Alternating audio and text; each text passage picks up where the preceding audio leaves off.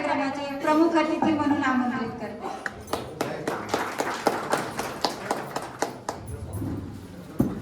पंचायत समिती धरणगावचे कृषी विस्तार अधिकारी श्री योगेंद्र आयरे साहेब यांना मी इथे प्रमुख पाहुणे म्हणून व्यासपीठावर विराजमान होण्यासाठी आमंत्रित करते.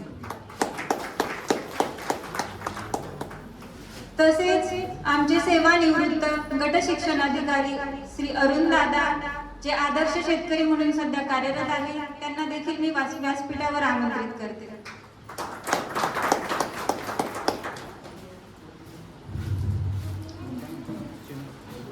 तसेच कृषी उत्पन्न बाजार समिती सभापती गजानन पाटील साहेब यांना देखील मी व्यासपीठावर आमंत्रित करते. प्रधानमंत्री सूक्ष्म अन्न योजना जळगाव जिल्हा समन्वयक म्हणून कार्यरत असलेले श्री चाजेड साहेब ते आज आपल्याला इथे उपस्थित आहेत. त्यांना देखील मी व्यासपीठावर आमंत्रित करते.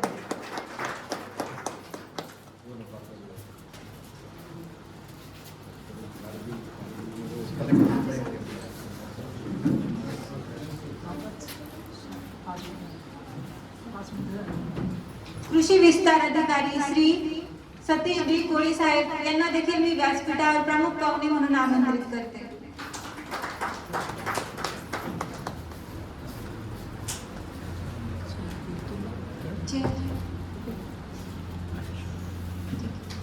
तसेच आमचे फार्मेक्स शेतकरी उत्पादक कंपनीचे मॅनेजिंग डायरेक्टर श्री तुषार देशमुख साहेब यांना देखील मी पुढे येण्यासाठी विनंती करते. यासोबतच आपण पुढच्या कार्यक्रमाला सुरुवात करत आहे. जगात जागृत देवता एकच ती म्हणजे मानवता. या मानवतेचा दीप प्रज्वलित राहावा व त्यातून आजच्या जगाला स्नेहाचा प्रकाश मिळावा व आशेचा किरण दिसावा म्हणून तमसो मा ज्योतिर्गमय म्हणत मान्यवरांनी करावे दीप प्रज्वलन. मी सर्व मान्यवरांना विनंती करते की त्यांनी दीप प्रज्वलनासाठी तसेच प्रतिमा पूजनासाठी पुढे यावे.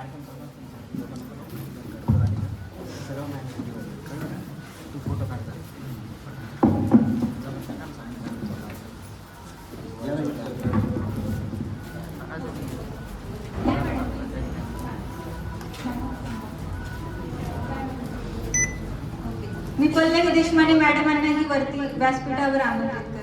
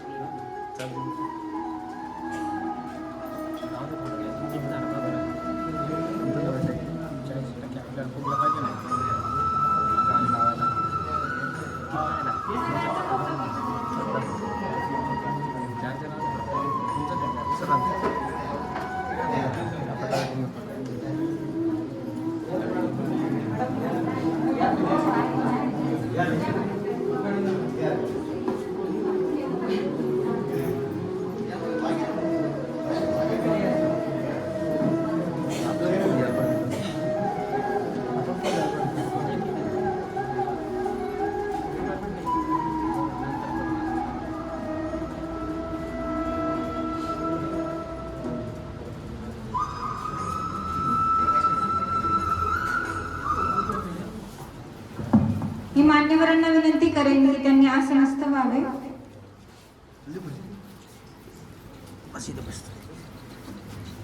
अशा प्रकारे गणपती बाप्पाला वंदन करून तसेच दीप प्रज्वलन करून आपण कार्यक्रमाची सुरुवात केली आहे.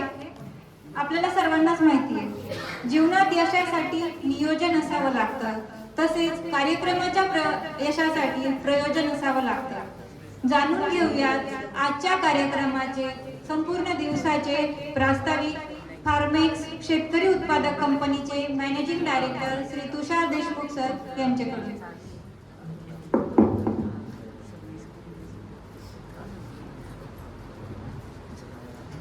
धन्यवाद दीपाली मॅडम.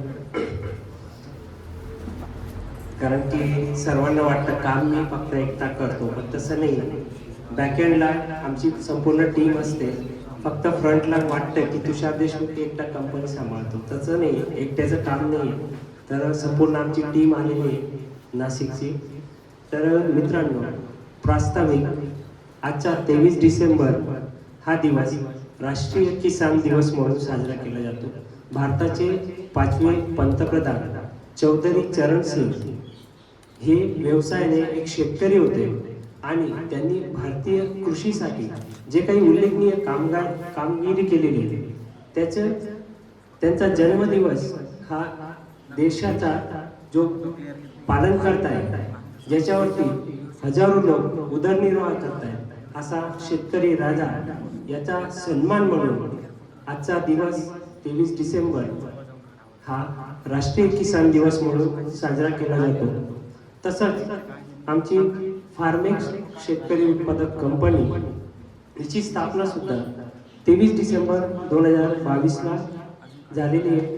राष्ट्रीय किसान दिवस म्हणजे आमच्या शेतकरी उत्पादक कंपनीचा सुद्धा आज पहिला वर्धापन दिवस आहे. त्या निमित्ताने आयोजित सर्व शेतकरी बांधवांना मी शेतकरी दिनाच्या खूप खूप शुभेच्छा देतो. कारण की शेतकरी उत्पादक कंपनी काय, मी ज्यावेळेस ग्राउंड लेवलला शेतकऱ्यांना भेटलो, शेतीमध्ये काम करणाऱ्या मजुरांना भेटलो, तर त्यांना या गोष्टीची जाणीव पण नाही. ते फक्त आपलं काम करतायत आणि शेती हे फक्त उदरनिर्वाहाचं साधन आहे आणि त्याच्याने आपण आपला उदरनिर्वाह करून आपला प्रपंच परिवार चालवायचा आहे, एवढंच फक्त आपल्याला माहिती. आणि हे करत असताना आपण खूप साऱ्या संकटांना, खूप साऱ्या आव्हानांना सामोरे जातो आणि एक काळ असा येतो, हे सर्व करत असताना आपल्याला वाटतं की शेती नकोशी वाटते. तुम्हाला शेती करावंच वाटतं का कोणाला? आणि हे जे आपलं मेळावा म्हणजे फक्त चर्चासत्र आहे. तज्ञ माझ्यापेक्षा तज्ञ मार्गदर्शकांचं आपण तुमच्यासाठी त्या ठिकाणी आयोजन केलेलं आहे. तिथं खूप सारे तुम्हाला मार्गदर्शन करणार आहेत, त्यांचा खूप सारा चांगला अनुभव आहे. तर शेती का करावीशी वाटत नाही, या सर्व गोष्टींचा मी गेल्या 4 ते 5 वर्षापासून अभ्यास करतोय. माझा बॅकग्राऊंड ऍक्च्युली मी IT क्षेत्रात नाही. तर ITचा इन्फॉर्मेशन टेक्नॉलॉजी किंवा टेक्नॉलॉजी जर शेतीसोबत जर पूरक असेल तर आपलं काम, आपलं कष्ट हे कमी होतील आणि टेक्नॉलॉजीच्या ऍडिशनने, यांत्रिकीकरणात आपण उत्तम प्रकारे शेती करून चांगलं आपण उत्पन्न घेऊ शकतो. तर त्या उद्देशाने आम्ही या राष्ट्रीय किसान दिनानिमित्त शेतकरी मेळावा आयोजित केला आहे. तर शासकीय योजना, पंचायत समितीच्या माध्यमातून प्रधानमंत्री सूक्ष्म अन्न योजना सारखी जी ग्रामीण रोजगार देण्यासाठी, स्वयंरोजगारासाठी योजना आता पंतप्रधानांनी चालू केली, त्याचे जिल्ह्याचे समन्वयक शाजर साहेब पण आलेले आहेत. ते पण तुम्हाला गायडन्स करतील की तुमच्या मुलांना नोकरी नाही आहे तर तुम्ही स्वयंरोजगार कशा पद्धतीने निर्माण करून गावावरतीच राहून कशा पद्धतीने काम करू शकता, त्याबद्दल तुम्हाला आज माहिती मिळणार आहे. तसंच आम्ही जसं दीपाली मॅडमनी म्हटलं की मी खूप साऱ्या लोकांना गावात जाऊन भेटलो, पण ती निरागसता पाहायला मिळते. आपण मोर्चांमध्ये जातो, वेगवेगळ्या कार्यक्रमांमध्ये जातो, उत्साहाने भाग घेतो, त्याचं आउटपुट किती येतं हा नंतरचा पार्ट आहे. परंतु अशा काही प्रोग्रामला येतो जिथून आपल्या जीवनाला एक नवीन वळण मिळणार आहे. तर मी खूप साऱ्या लोकांना इन्व्हिटेशन दिलं, पण तुम्ही खरोखर नशीबवान की तुम्ही या ठिकाणी उपस्थित आले, कारण की तुम्हाला जीवनात काहीतरी बदल घडवायचा आहे. म्हणून तुम्ही या ठिकाणी आहेत. तर जोरदार एकदा तुमच्या स्वतःसाठी टाळ्या झाल्या पाहिजे. तर आम्ही तुमच्यासाठी एक छोटंसं गिफ्टचं आयोजन केलेलं आहे. तर आमच्या सुविधा तर तुम्हाला मिळणारच आहे, परंतु आम्ही एक छोटासा लकी ड्रॉ पण काढणार आहे. या ठिकाणी ते जे 3 भाग्यवान विजेते असतील तर त्यांना आम्ही गिफ्टचं प्रयोजन केलेलं आहे. त्याच्यानंतर आमची कंपनी कशा पद्धतीने काम करते, शेतकऱ्याला केंद्रस्थानी ठेवून शेतकऱ्याचा सर्वांगीण विकास करणं आणि पुढच्या पिढीला आपण कशा पद्धतीने नेक्स्ट जनरेशनला शेतीच्या माध्यमातून रोजगारच्या संधी कशा उपलब्ध होतील या संदर्भात मी स्वतः ती माहिती देणार आहे. आपण प्रमुख पाहुण्यांचे पण मार्गदर्शन देणार आहोत आणि आमच्या कंपनीचा वर्धापन दिवस पण आपण या ठिकाणी साजरा करणार आहोत. आणि सायंकाळी आपल्या जेवणाची पण व्यवस्था केली जी आपल्या सर्वांसाठी आवडत आहे. तर अशा पद्धतीने या ठिकाणी मी माझं प्रास्ताविक थांबवतो. धन्यवाद.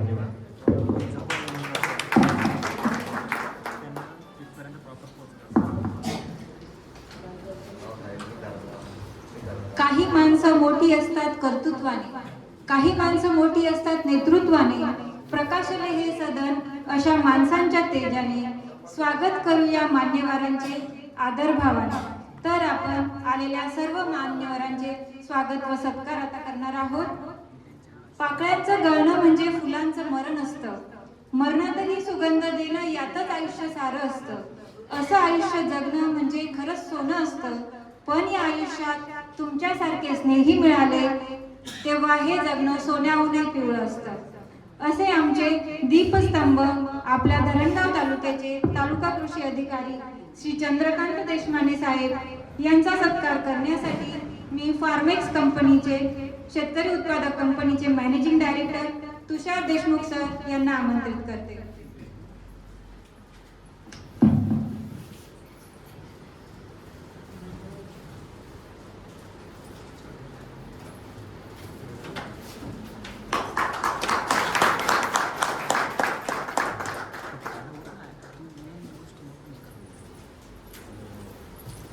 म्युझिक प्ले कर. सत्कार करण्यासाठी चेअरिंगचं म्युझिक नाही करायला.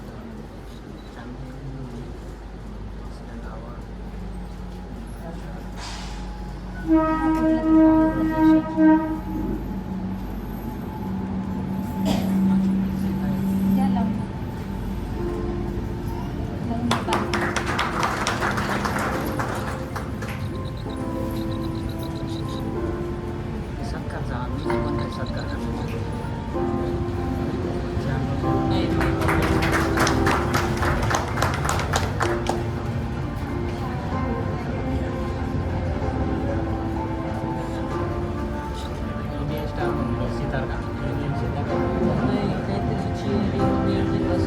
तुमची संकल्पना असते नेहमी छान, त्यातही त्याची अंमलबजावणीतही असते तुमची शान.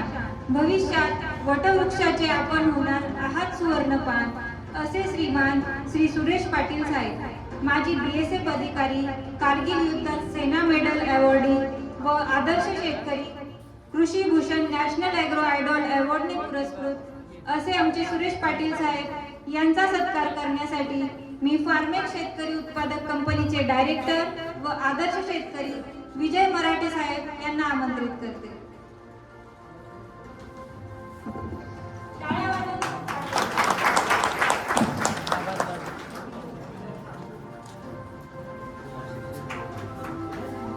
दे बेटा दे.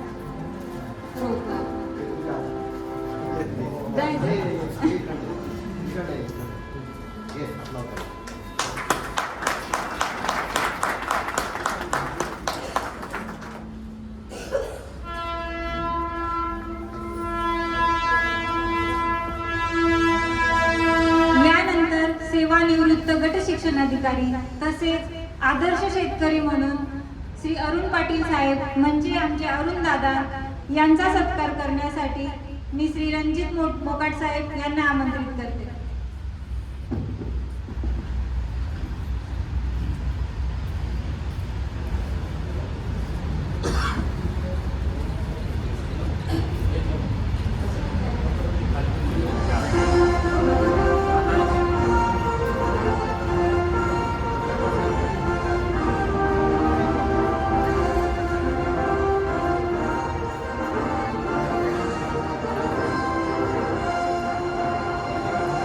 नाही बा.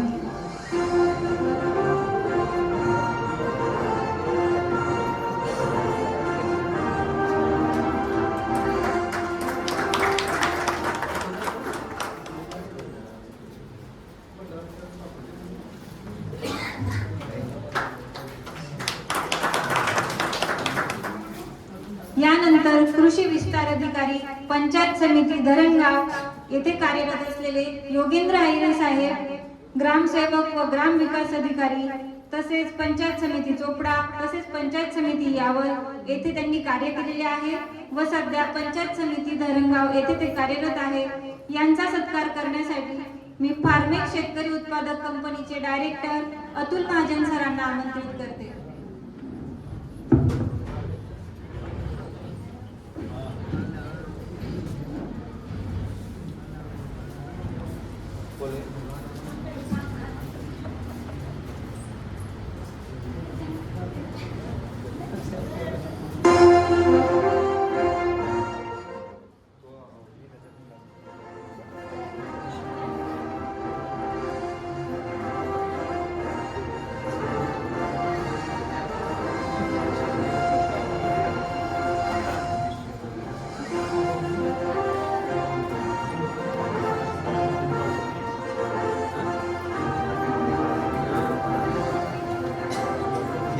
जोरदार टाळ्यांनी स्वागत करा.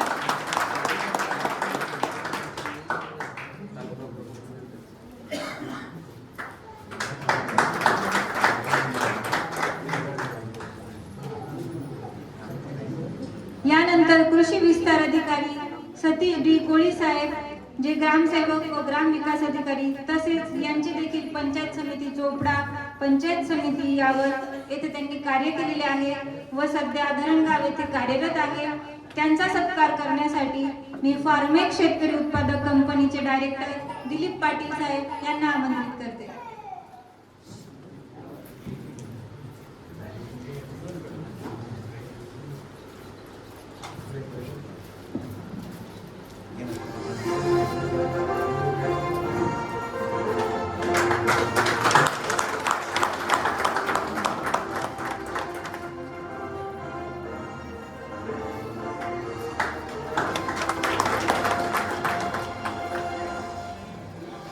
यानंतर प्रधानमंत्री सूक्ष्म अन्न योजना समन्वयक जळगाव जिल्हा इथे कार्यरत असलेले श्री छाजेड साहेब यांचा सत्कार करण्यासाठी मी सिस्कॉम कम्प्युटरचे संचालक श्री बापू महाजन सर पारोळा यांना आमंत्रित करते.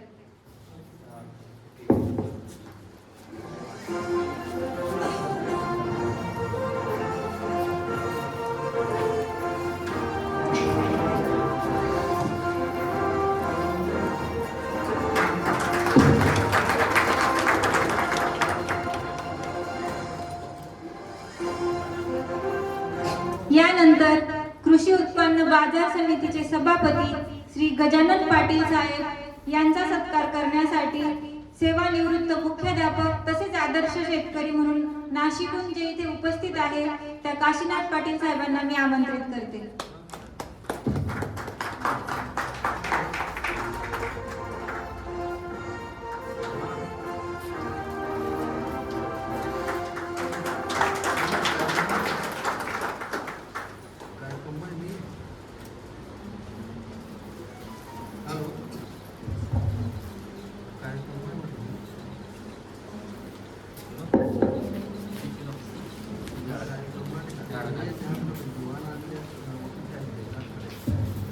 यानंतर आजच्या कार्यक्रमाला उपस्थित कृषी अधिकारी त्यांच्या पत्नी पल्लवी देशमाने मॅडम यांचा सत्कार करण्यासाठी मी आमच्या फार्मेक्स शेतकरी उत्पादक कंपनीच्या डायरेक्टर वर्षा माले यांना आमंत्रित करते.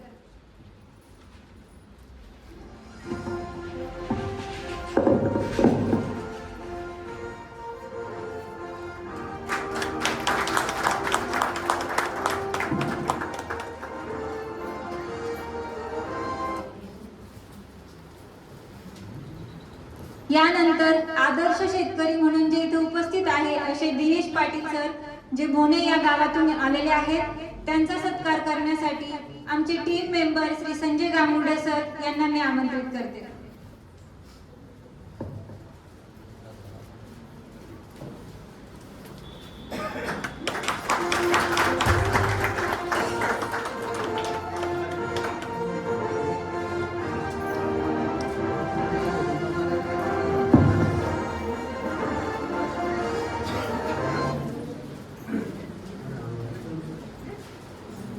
अशा प्रकारे आपला सत्काराचा कार्यक्रम इथे संपलेला आहे.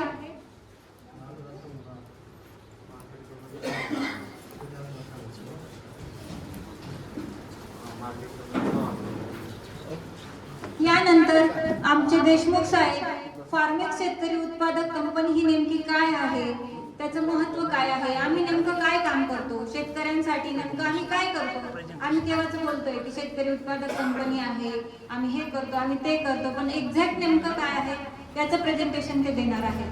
पण ते प्रेझेंटेशन त्यांनी द्यावं या अगोदर मी त्यांच्याबद्दल थोडक्यात थोडी माहिती तुम्हाला सांगू इच्छिते. तर ऐकायला आवडेल का सगळ्यांना? ओके, तर मी थोडक्यात सांगते. तसं तर मी मूळची नाशिक जिल्ह्यातली, माझा जन्म तिकडचा. 2008 मध्ये माझं लग्न झालं आणि त्यानंतर मी या भागात पहिल्यांदाच आले. त्या अगोदर मी जळगाव जिल्ह्यातलं कुठलंही गाव सुद्धा बघितलेलं नव्हतं. पण अचानक जेव्हा इकडे आली तेव्हा इकडची परिस्थिती पाहून पहिले तर मला खूप वाईट वाटले, निराशा वाटली. कारण का की तसं मला अनोऱ्याला दिलेलं होतं. धरणगाव ते अनोऱ्याचा रस्ता पाहूनच सगळे आम्ही एकदम भयानक डेंजर रस्ता की पूर्ण अंगाचे हाड मोकळे होऊन जायचे धरणगाव पासून अनोरा गाव येईपर्यंत. अशी ती वाईट परिस्थिती. रस्त्यावर बसलेले डब्बे घेऊन बसलेले ते लोक, अगदी आम्ही गेलो की लगेच उभे राहायचे. अतिशय वाईट.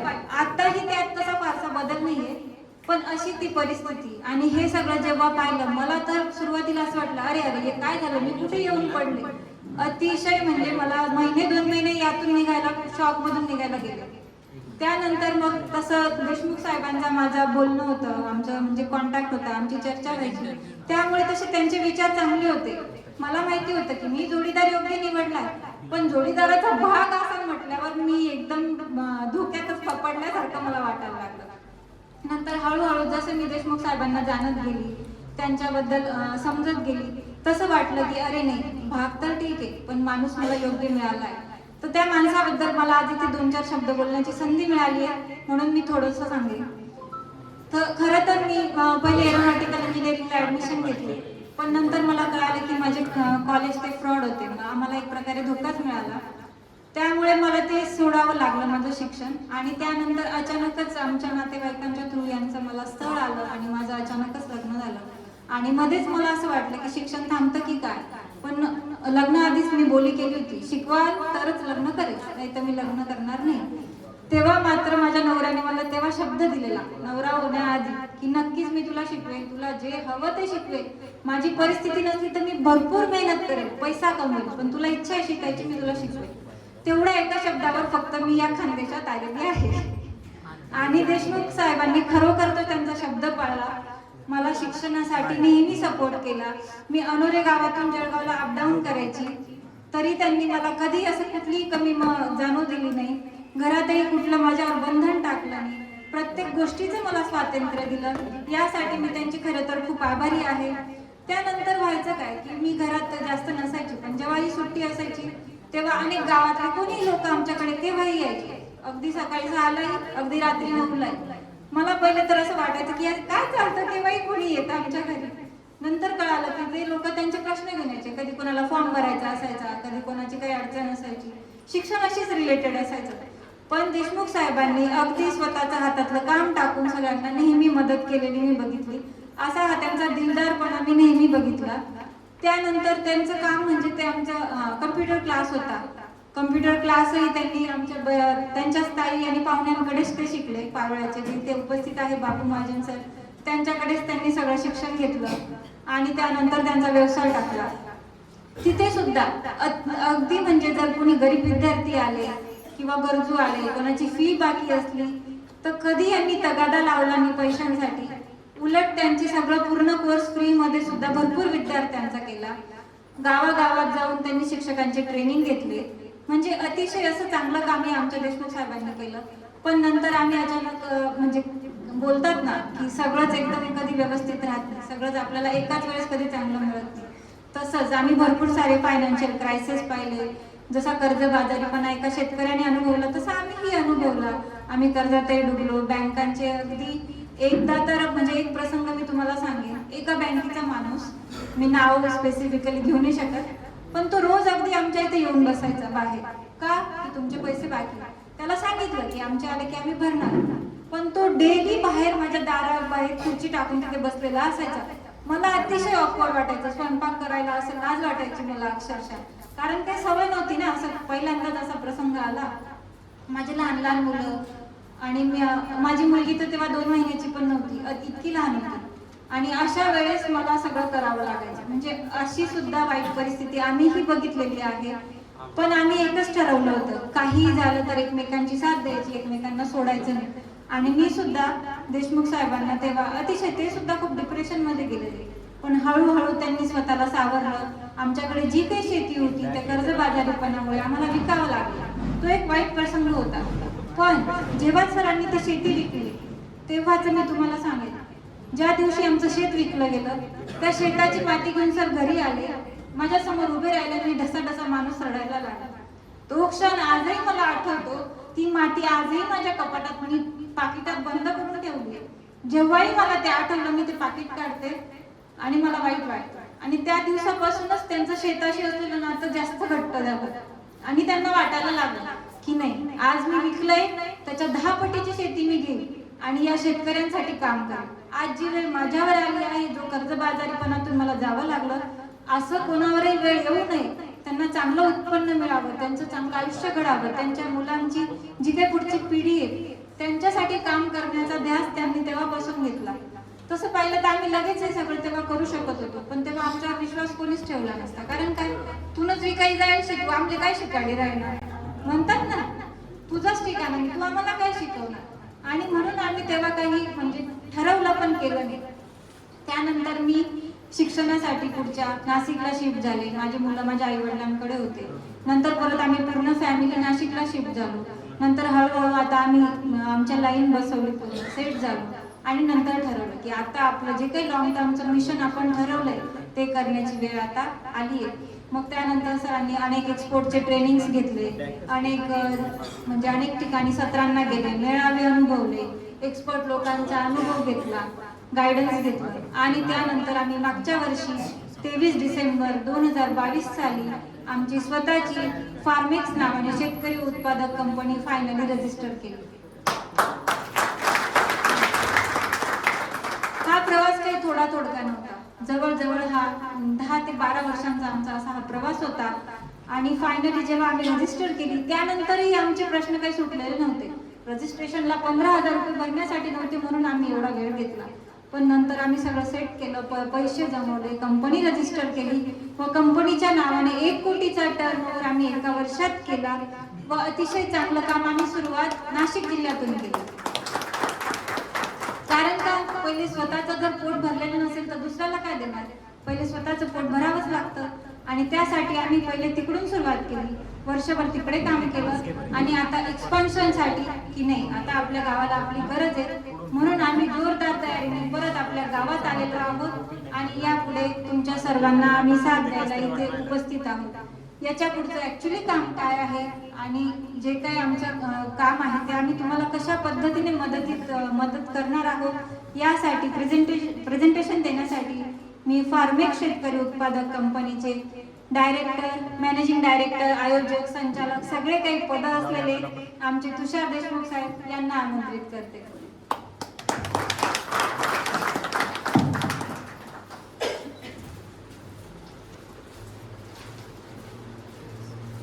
धन्यवाद मॅडम.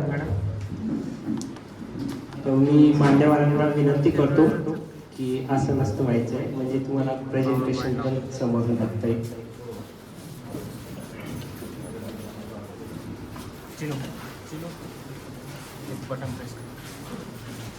रकीब सर थोडं पुढच्याची व्यवस्था करा पुढे. माझं प्रेझेंटेशन तुमचं पण येस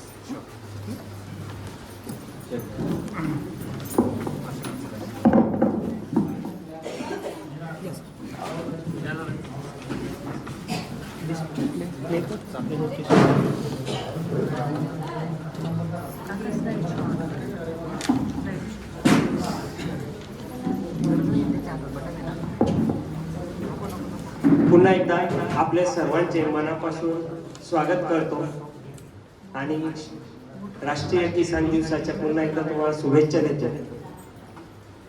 मित्रांनो, असं समजा आपलं भवितव्य खूप उज्ज्वल आहे, कारण की शेतकरी उत्पादक कंपनी काय.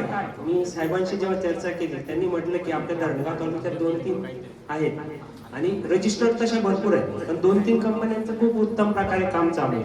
मला आनंद झाला की येस, मला पण त्यांच्यासोबत काम करायला मिळेल. माझं तसं क्षेत्र जर बघितलं तर मी IT सेक्टर मधून आहे, परंतु जसं मॅडमांनी सांगितलं की मी जेव्हा शोधायला गेलो, तुम्ही शेतकऱ्याच्या बांधावर गेलो, त्यांचे प्रॉब्लेम्स आधी आयडेंटिफाय केले, त्यांच्या समस्या काय. शेती करताना मला नेहमी शेतकऱ्यांशी जेव्हा मी खूप साऱ्या शेतकऱ्यांशी बोललो, मग ते आपले गावाकडचे असतील, नाशिकचे आमचे काही शेतकरी जे मागच्या 2 वर्षापासून 3 वर्षापासून माझ्यासोबत काम करतायत, ती पण आमची टीम या ठिकाणी आलेली आहे. तर ज्या वेळेस मी हे बघितलं की आपल्याकडचा शेतकरी आणि नाशिक जिल्ह्यातला शेतकरी खूप मोठी तफावत आहे. तर काय आहे, तर जमिनीचा फरक आहे.